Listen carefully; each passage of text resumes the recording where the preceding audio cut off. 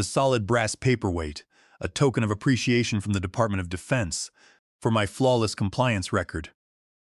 Shattered against the wall as the Human Resources Director dropped a cardboard banker box onto my desk.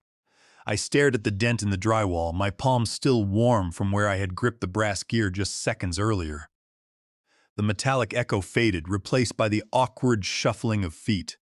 He has a Master of Business Administration degree. You will understand, the Human Resources Director said, refusing to meet my eyes as she gestured vaguely toward the young man hovering in my doorway. The stranger wore a designer suit that still held the stiff creases of a luxury department store, his eyes already measuring the dimensions of my corner office. "I am Julian," he announced, extending a perfectly manicured hand that I did not take. "Top of my class at Wharton, the board of directors is excited about bringing fresh, modern perspectives to defense regulatory compliance. 20 years. I had spent 2 decades protecting Titan Forge machinery from every federal agency that could shut down our production lines. I knew the exact coffee preferences of every single federal inspector who walked through our secure doors. I had attended the funerals of their parents and sent handwritten notes when their children graduated from high school. I had built a defense compliance system that ran like a Swiss watch while our executives slept soundly in their suburban mansions." "The nameplate comes off easily," Julian added, already reaching out to touch the frosted glass of my door. "I have excellent organizational skills. I can have maintenance install a new one by tomorrow morning." Without uttering a single word, I slowly opened my bottom desk drawer and removed my leather-bound inspection logbook. This was the one containing 20 years of deeply personal notes on every government regulator who had ever audited our facilities. I placed it gently into the cardboard box alongside the framed photographs of my family that the Human Resources Director was now awkwardly gathering. "The federal audit team will be here at 4 in the afternoon," I said, my voice dangerously quiet. "We will handle it," the Human Resources Director replied, her hands now nervously rearranging the expensive fountain pens on what was no longer my desk. "Will you?" I asked, looking directly at Julian. "Inspector Gallagher is leading today's surprise inspection. His eldest daughter just deployed overseas for a combat tour. His arthritis flares up terribly when the barometric pressure drops. He takes his coffee completely black with exactly 1 sugar cube, not the paper packets, but the actual cubes. He despises being called sir and expects whoever manages defense compliance to know the updated aerospace protocols his department released just last month." Julian offered a dismissive, arrogant laugh. "I memorized the entire regulatory framework handbook during my orientation week. I think I can manage a simple routine inspection without holding a regulator hand." I nodded slowly, placed my security keycard meticulously atop the cardboard box, and walked out. The entire administrative floor went completely silent as I passed. David from the accounting department covered his mouth in shock. Marcus from the legal team stared intently at his polished shoes. Not one of them spoke up to defend the man who had saved their bonuses year after year. By 3 o'clock, I sat in my sedan in the employee parking lot. Heavy rain began pattering on the metal roof as I watched the dark government sport utility vehicles pull into the reserved visitor spaces. My mobile phone buzzed relentlessly with panicked text messages from my former colleagues. At 3:47, the Chief Executive Officer Assistant, Brenda, bolted through the glass front doors, scanning the gray parking lot in sheer desperation. When she spotted my sedan idling in the corner, she sprinted across the wet asphalt, her expensive heels splashing frantically through deep puddles. I rolled down my window just enough to hear her gasping for breath. "Please, Martin," Brenda pleaded, water dripping from her hair. "Inspector Gallagher is threatening to issue an automatic critical failure. He absolutely refuses to speak to anyone but you." Julian tried showing him his Ivy League diploma, and Gallagher literally turned his back on him and started writing up the citation. "Please, Martin, Richard authorized me to offer you anything, literally anything." I checked my watch, watching the second-hand tick. How is that Master of Business Administration degree working out for everyone? "My name is Martin Vance. I do not have a fancy Ivy League degree. What I do have is 20 years of institutional knowledge that cannot be taught in any classroom or seminar." I joined Titan Forge Machinery straight out of community college, working my way up from the factory floor to becoming the Director of Defense Compliance. I had no fancy executive title for most of my career, just 2 decades of protecting the company from its own foolish mistakes. Heavy machinery manufacturing for defense contracts has regulations thicker than encyclopedias. One single violation can trigger millions of dollars in federal fines or shut down the production entirely. I learned every rule, befriended every inspector, and created systems that kept us fully compliant while our competitors racked up endless violations.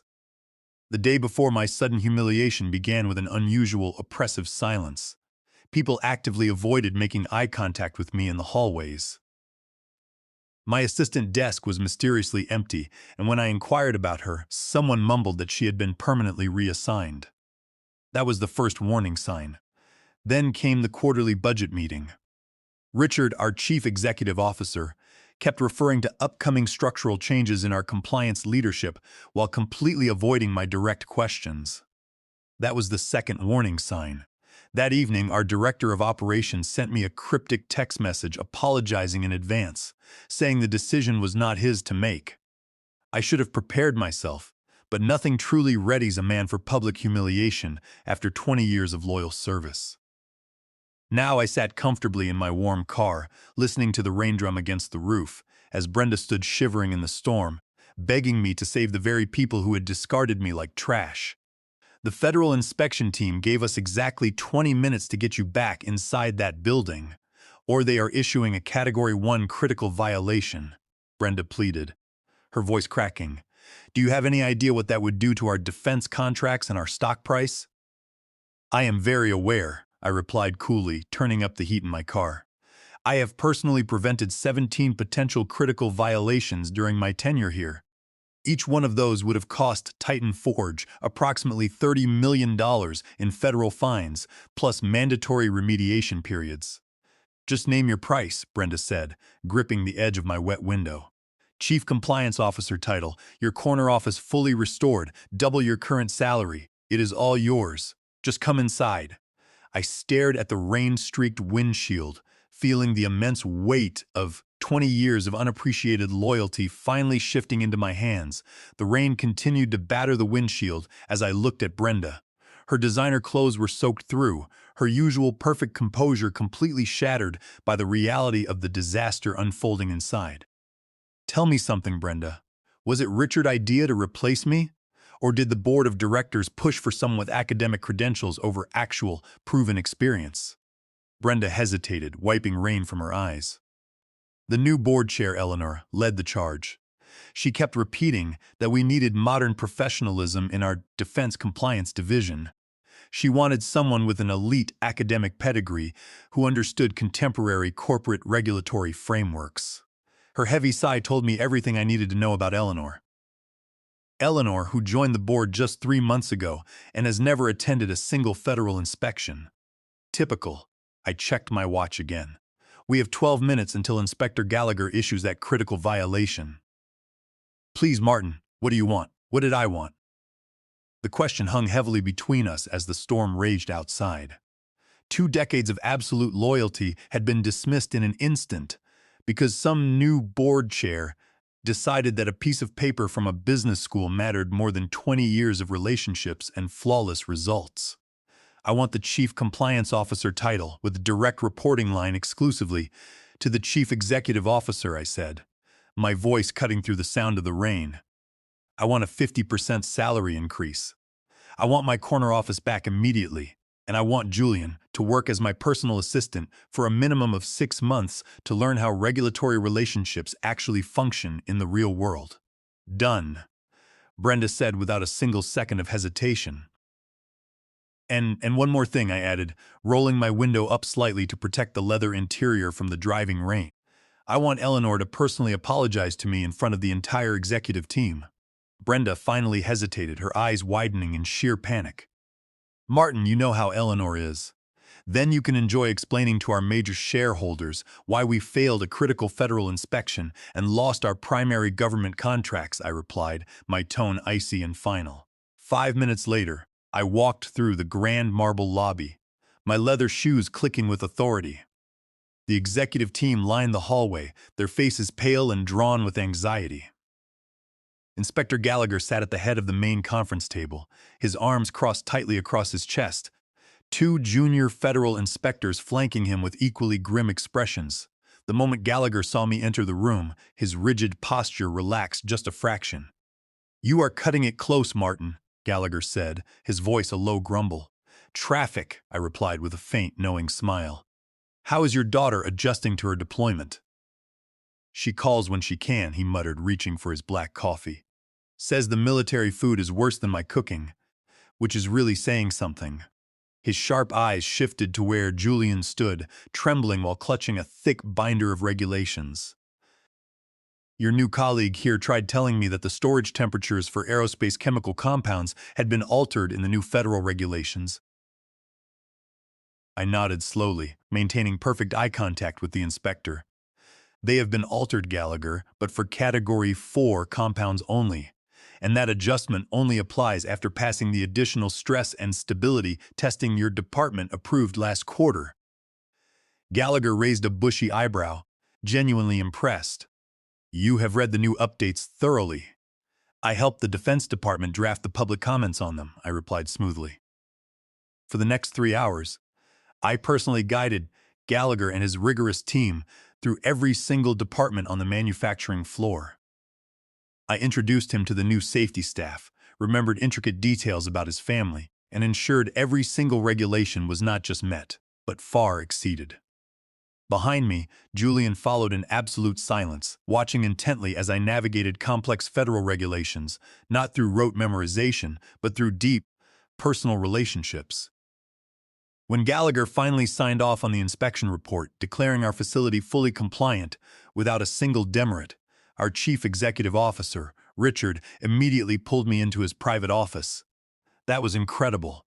You are completely irreplaceable," Richard admitted, his voice shaking with relief. "We made a terrible mistake." "Yes, you did," I replied, leaning heavily onto his mahogany desk.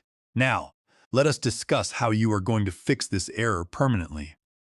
What Richard did not know, what none of them knew, was that I had not come back inside just to save today's inspection. I had returned with a comprehensive plan, a plan 20 years in the making, a plan that would ensure no corporate suit ever underestimated me again. But first, I needed to get my office back and watch Julian face as he cleared out his brief 3-hour attempt at redecorating my space. The facility's maintenance crew worked incredibly quickly. I stood in the doorway, my arms crossed, as Julian's expensive designer notebooks and his freshly framed Wharton diploma came down from my walls. He hovered nearby, his lips pressed into a tight, thin line, his eyes darting frantically between me and Richard, who supervised the awkward transition with visible discomfort. "The personnel paperwork for his new position needs to be processed by the end of the day," I reminded Richard, making absolutely no effort to lower my voice. "Assistant to the Chief Compliance Officer. That is me, by the way." Richard nodded quickly, avoiding Julian's angry glare. "Human Resources is handling the transfer right now." When the crew finished, I walked into my restored office, ran my fingertips across the familiar surface of my solid oak desk, and took my rightful seat. Through the glass wall, I could easily see Julian being escorted to the small assistant desk right outside my door. It was the exact same small desk where I had started my career 20 long years ago. Poetic justice always has a particular sweet flavor, but the aftertaste reminded me that corporate vengeance is rarely simple.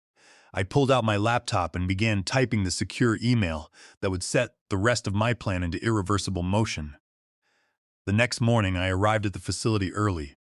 Julian was already sitting at the assistant desk, typing furiously on his laptop, his expensive suit perfectly pressed despite the early hour. "Good morning," I said pleasantly, pausing by his desk. "I need you to compile our federal inspection records from the last 6 quarters. I want them organized by inspector name, violation category, and the exact resolution time." He looked up, the immense strain of forced politeness deeply evident in his tight smile. "I have already started reviewing the company historical compliance data. I noticed several inefficiencies in your old record-keeping system." I leaned casually against the edge of his desk. "Did you? How fascinating. By the way, Inspector Gallagher called my direct line this morning. He wants to discuss the upcoming federal aerospace pipeline inspection, scheduled for next month. He specifically mentioned remembering you from yesterday's meeting. He said something about appreciating your naive enthusiasm. The color instantly drained from Julian's face. What should I tell him if he calls back? Nothing, I replied smoothly. I have already scheduled a private lunch with him for tomorrow. You will join us to take detailed notes. Oh, and Gallagher loves to randomly test new corporate team members on their regulatory knowledge, so make sure you review Section 47.3 of the new Federal Defense Guidelines before then. I turned to enter my corner office, then paused with my hand on the doorknob. That section does not actually exist, by the way. I was just seeing if you would blindly follow instructions without verifying the facts. His face flushed crimson with sudden anger. I am not an idiot, Martin. I graduated at the very top of my class at Wharton, and I have successfully navigated 20 years of constantly shifting federal regulations without a single major violation, I countered, my voice dropping to a serious tone. Formal education and real-world experience are two completely different teachers. I softened my expression just slightly. Look, I do not blame you for taking the executive position they offered you yesterday. I blame the board of directors for not valuing the institutional knowledge they already had in the building. Now, we both have something to prove. For a brief moment, I saw genuine confusion replace the raw hostility in his young eyes. He had expected to face a bitter nemesis, not a seasoned mentor with a sharp edge. That afternoon, the board chair, Eleanor, stormed into my office without bothering to knock. Her tailored designer suit was as rigid as her terrible posture. Right behind her trailed the human resources director, looking like she would rather be standing anywhere else on Earth. This is completely unacceptable, Eleanor snapped, waving a printed document in the air. You are demanding a formal, public apology from me in front of the entire executive leadership team. Who do you think you are? I smiled pleasantly, gesturing for her to take a seat, which she refused. I am the person who prevented a critical federal violation yesterday that would have tanked our stock price by at least 30% and lost us our primary government manufacturing contracts. Who are you again, besides the person whose brilliant hiring strategy nearly caused that exact disaster? Her eyes narrowed to dangerous slits. I was brought in by major shareholders to modernize this company's antiquated leadership structure. Your forced reinstatement is merely temporary, I can assure you of that. Is it? I asked, leaning forward on my desk. Let us thoroughly test that theory. I opened my drawer and removed a thick, heavily tabbed folder. These are my personal, handwritten notes from every single federal inspection I have managed for the past 20 years. They contain detailed observations about inspectors' hidden preferences, their deep concerns, their family details, and their personal hobbies. These are crucial things that no corporate handbook ever teaches, and absolutely no Master of Business Administration program ever covers. That is proprietary company property, Eleanor stated coldly, reaching across the desk for the folder. I pulled it back swiftly out of her reach. Actually, it is not. I created this unique system on my own personal time using my own resources. I built these vital relationships personally over 2 decades. And just for your information, I have received 3 very lucrative job offers since yesterday afternoon from our direct competitors who completely understand the true value of what I bring to the table. She scoffed loudly. Bluffing does not suit you, Martin. Check your corporate email inbox, I replied, crossing my arms. I forwarded you all 3 formal offers 10 minutes ago. I leaned back in my comfortable leather chair, enjoying the sudden look of uncertainty crossing her face. Now, about that apology. Would you prefer to deliver it during tomorrow's scheduled executive meeting, or should we call a special emergency session this afternoon? 2 days later, I stood proudly before the entire executive leadership team in the main boardroom. Julian was seated quietly in the corner, taking precise notes exactly as I had instructed. Eleanor approached the wooden podium with the extreme stiffness of someone preparing to endure a root canal without anesthesia. I want to formally apologize to our new Chief Compliance Officer, Martin Vance, she began, each word clearly painful for her to force out. My decision to replace him was made without fully understanding the immense value of his institutional knowledge and his personal relationship management in defense regulatory compliance. It was a significant error in strategic judgment that nearly cost this company millions of dollars in federal fines and lost contracts. I nodded graciously from my seat, playing the picture of professional magnanimity. But deep inside, I knew this satisfying moment was only the beginning of my ultimate revenge. Over the next 2 weeks, I methodically reclaimed my power and established my absolute dominance over the compliance division. I took Julian with me to every single regulatory meeting, every quiet inspector lunch, and every internal compliance review. I showed him exactly how to read the tension in a room when a federal inspector was concerned, but not stating their worries directly. I taught him the delicate art of building unshakable trust with powerful government officials who could shut down our massive manufacturing operations with a single stroke of their pens. Against my initial expectations, Julian proved to be incredibly observant and quick to learn. By the middle of the 3rd week, he had completely stopped mentioning his Ivy League degree and started asking deeply thoughtful questions about relationship-based corporate compliance management. Why did you specifically thank Inspector Reynolds for her excessive thoroughness when she found that minor documentation issue on the assembly lines? Julian asked after a particularly grueling meeting. Should we not want fewer negative findings on the final report? Reynolds prides herself on her meticulous attention to detail, I explained patiently, pouring myself a cup of coffee. By verbally appreciating her thoroughness, I validated her professional identity. She found something minor because she desperately needs to document her value to her superiors. But because she trusts us, she deliberately overlooked 3 potential major findings, knowing we would fix them quietly before her next visit. Julian's eyes widened with sudden understanding. That is absolutely brilliant. They never taught us anything like that in business school. No academic program can teach you 20 years of real-world relationship building, I said, taking a sip of my coffee.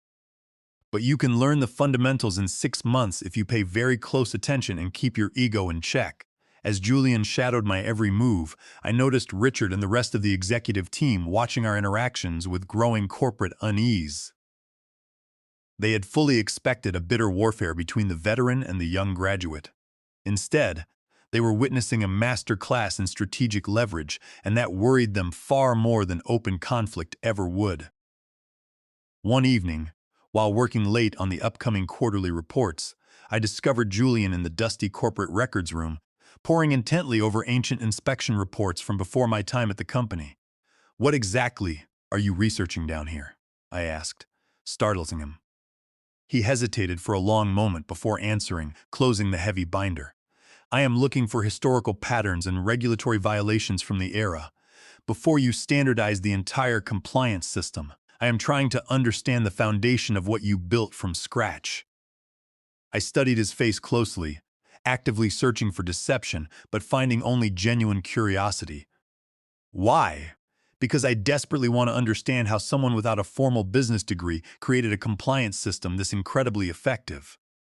Julian admitted, looking at the stacks of paper.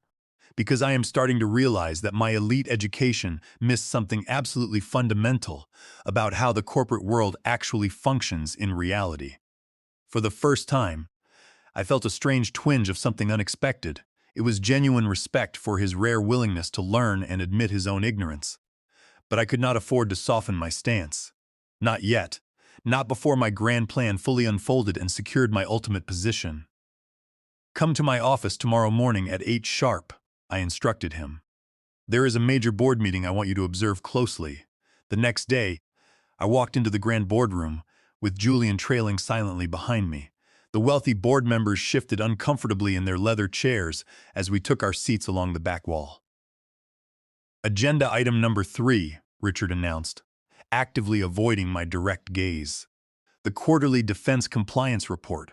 I stood up slowly and distributed thick, sealed folders to each board member around the table. "You will find our internal compliance metrics on page 1.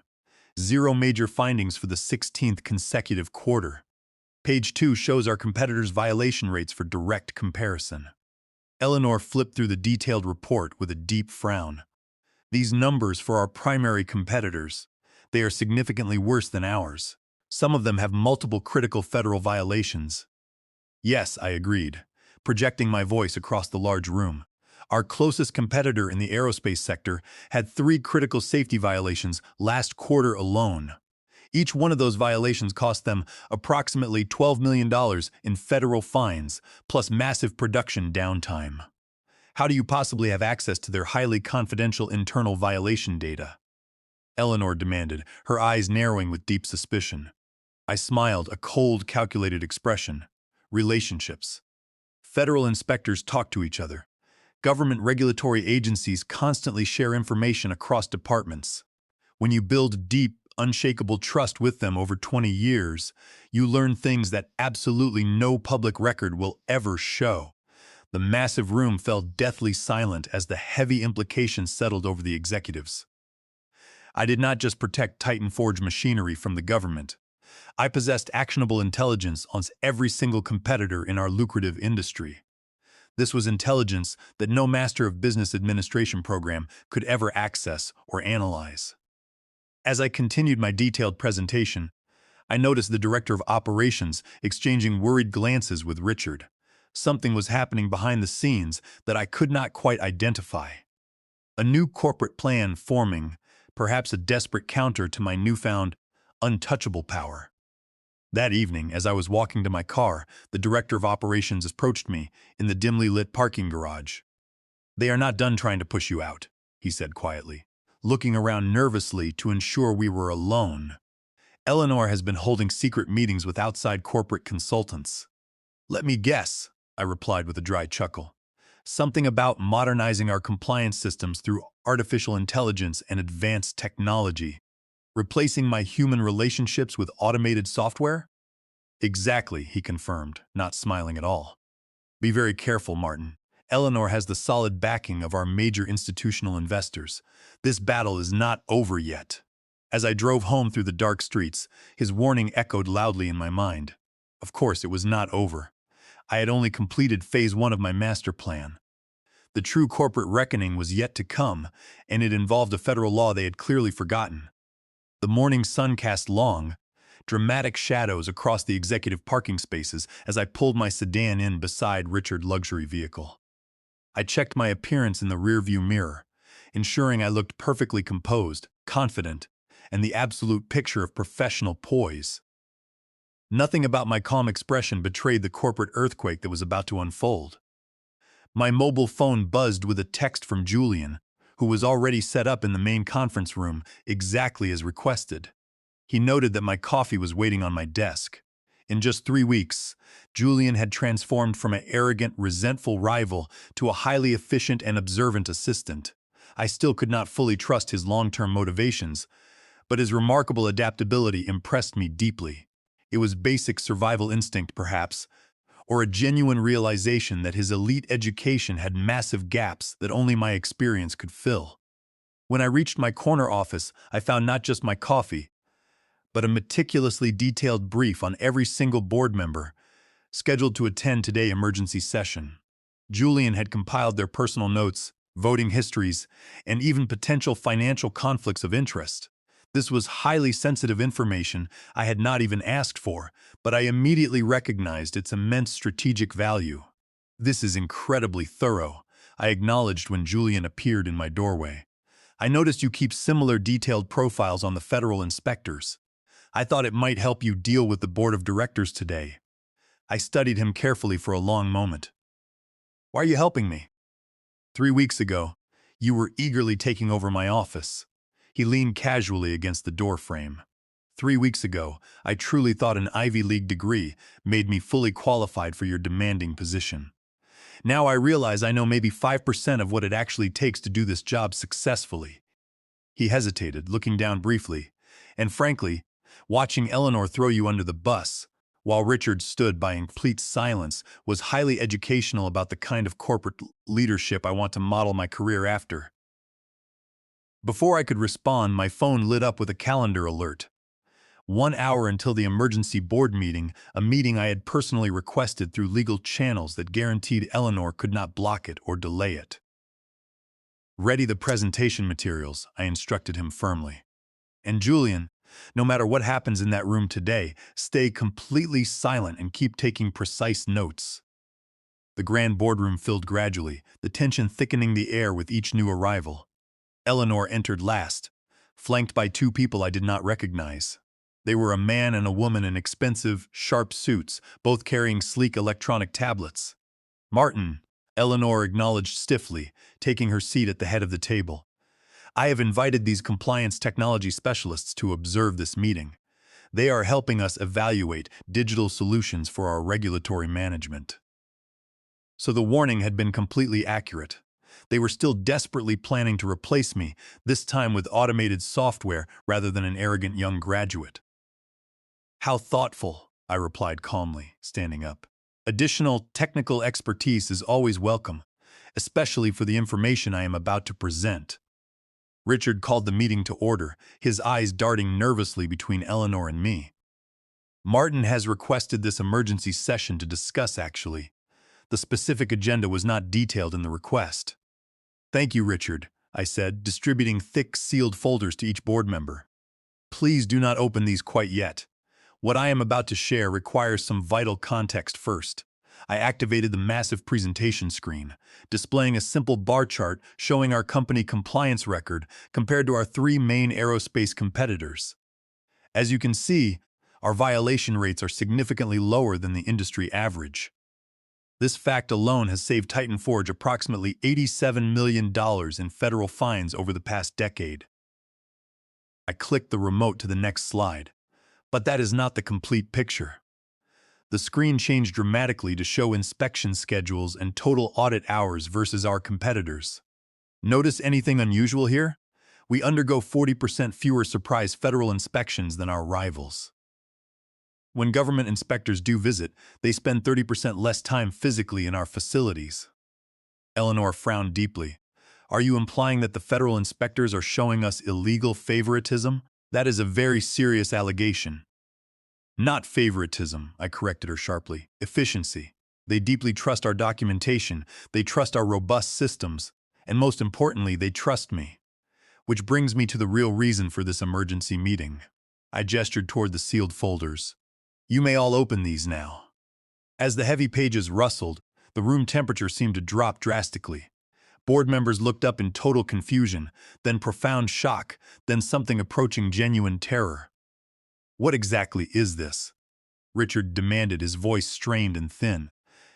Evidence that our three largest industry competitors have been systematically violating aerospace safety protocols and falsifying critical test results on federal government contracts, I announced. I clicked to display the supporting documents on the screen.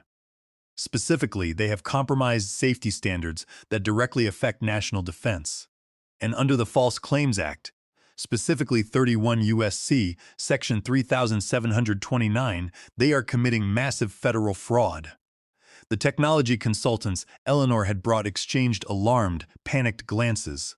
How did you possibly obtain this highly classified information? Eleanor asked, her voice trembling slightly. Relationships, I replied coldly. The exact same human relationships you tried to replace with an arrogant graduate and now want to replace with automated software. Senior regulatory officials have been secretly investigating these violations for months. They have kept me informed because of the deep trust we have built over 2 decades. These rival companies will be facing devastating federal charges within 30 days. The room erupted in overlapping panic questions. I raised a hand, demanding silence. Our company has been offered an incredible opportunity.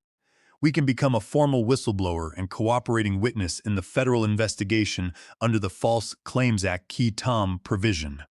This will not only provide us with complete immunity, but it will also entitle Titan Forge to receive 15% of the recovered financial damages from our competitors, which will amount to tens of millions of dollars. Richard leaned forward, his eyes wide with greed and fear. And if we do not cooperate, then we will be investigated right alongside them, presumed guilty by association. I stated flatly.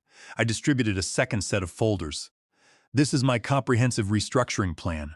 It massively expands my department, increases my direct authority over all production protocols, and establishes an independent ethics committee that reports directly to me, not to this board. The room fell completely silent. They knew I had them cornered. Wednesday arrived with the board total capitulation. My plan was approved unanimously. 2 weeks later, the federal investigation became public. Our competitors' stock prices plummeted to pennies, while our market value skyrocketed. I sat in my newly expanded executive suite, looking out over the factory. I offered Julian a real promotion to Deputy Compliance Officer, starting with a 6-month probationary period. I had not just reclaimed my job, I had completely rewritten the rules of the entire industry.